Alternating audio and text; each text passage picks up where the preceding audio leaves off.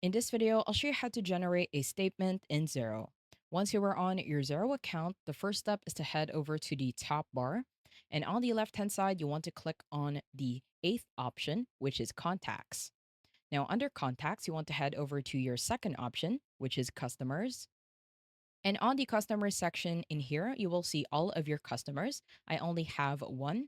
And what you want to do is simply click on your customer in which you want to generate a statement, and once you have clicked on the customer, it will automatically show you its profile. And at the top and the right hand side in here, you will see three dots for more actions. So you just want to simply click on that. Now, at the bottom in here, you will have an option to send statements.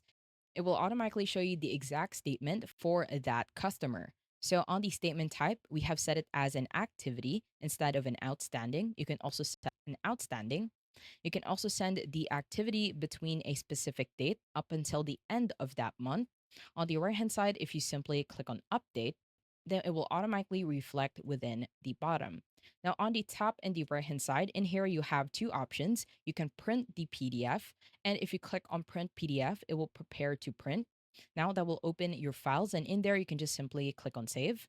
And once you open the PDF file, it will automatically look like this. So this will be the statement for activity. And at the bottom, these are the balances that are due.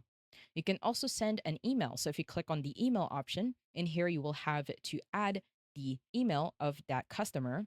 At the bottom, you can set the email template to be basic, or if you have email templates, on the subject and the message, these are also the things in which you can change. Zero does have a pre-built subject as well as a message in which you can change.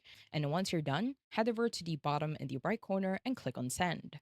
I hope you found this tutorial helpful. Please let me know if you have any other questions in the comment section below, and I will try my best to help you out.